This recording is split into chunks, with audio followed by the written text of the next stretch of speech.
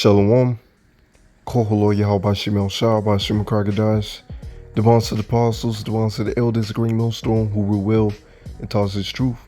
Much respect to your brothers out there that preach his word in truth and sincerity throughout the four corners of earth. Tabernacle David, hopeful elect, and the speckled bird of one say Shalom.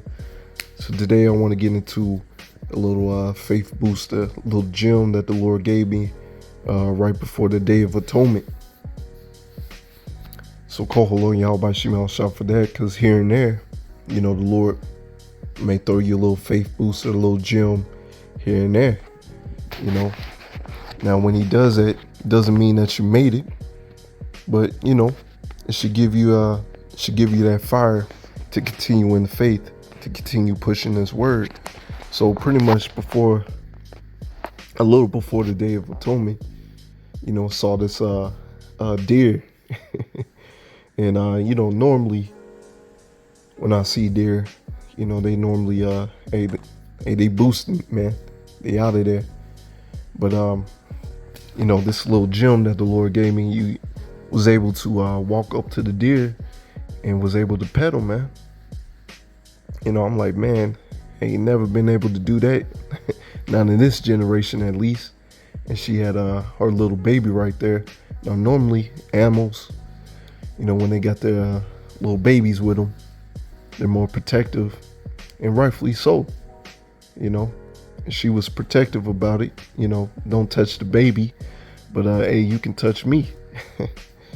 And I want to get that scripture, because that's just a little gem when you look at it in a spiritual sense. Hold your teeth.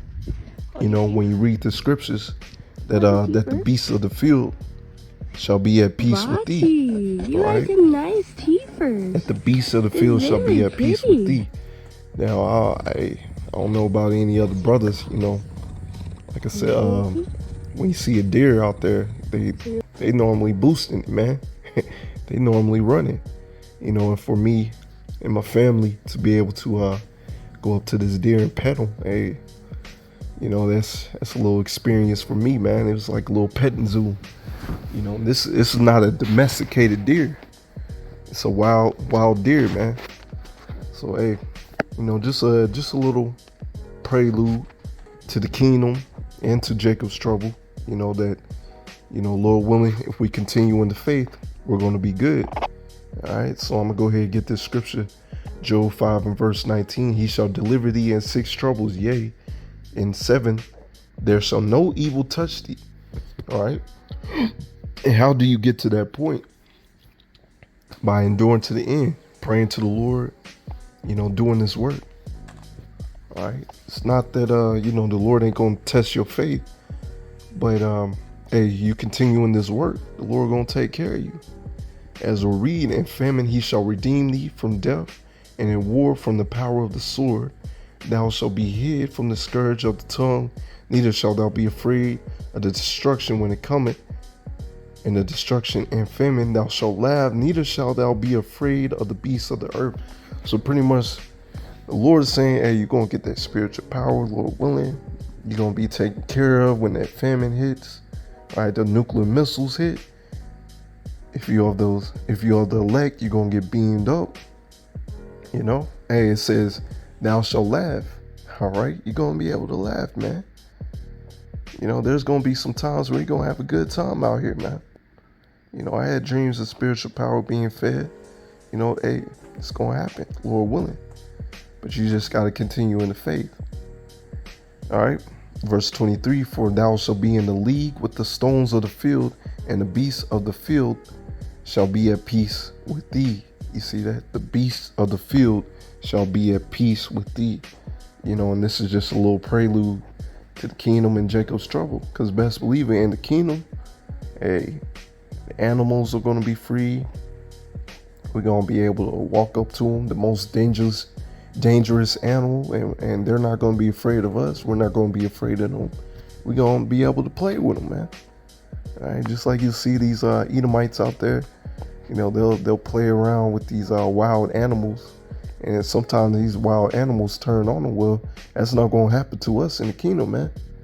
All right, we're going to be at peace with them in time of Jacob's trouble and in the kingdom, man. All right. Matter of fact, had a dream. I want to say a couple months ago, maybe a year ago or so.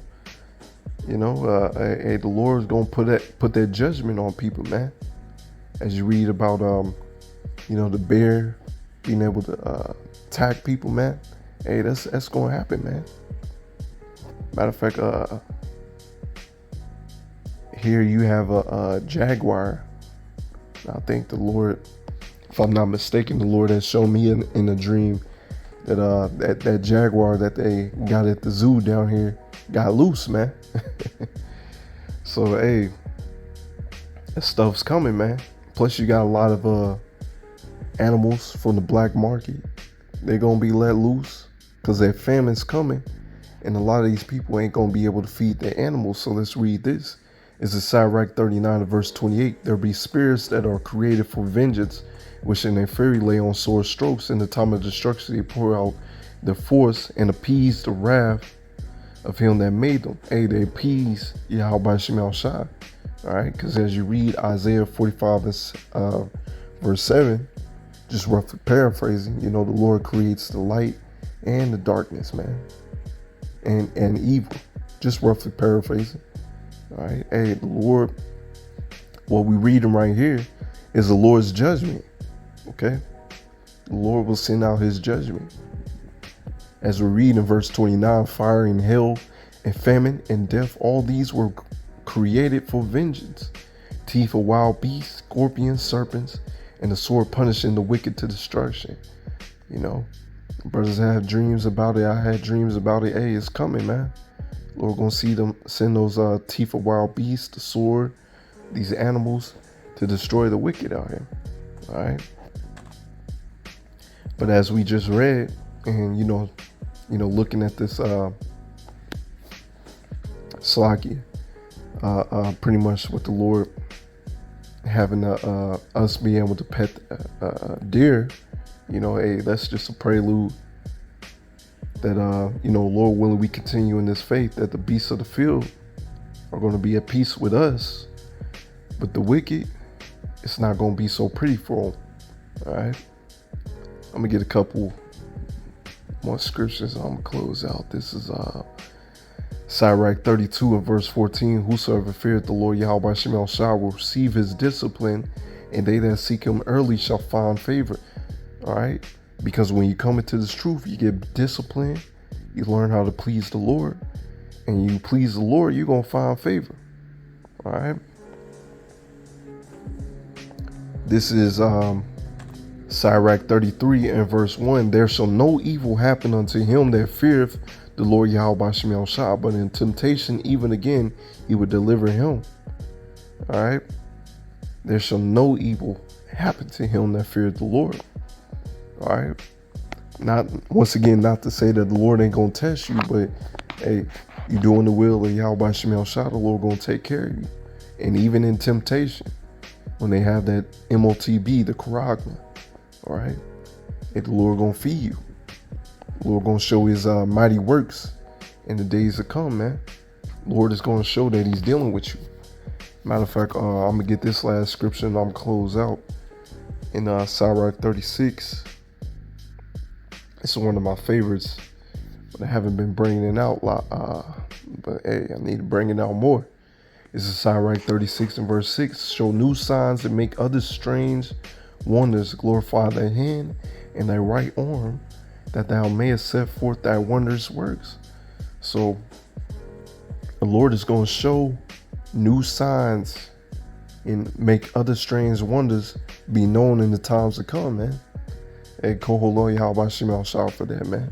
So I'm gonna end it right there. This was just a little quick faith booster. Lord willing, we all endure to the end, continue in this faith, and the Lord will show his signs and wonders, man. All right, so with that, shalom.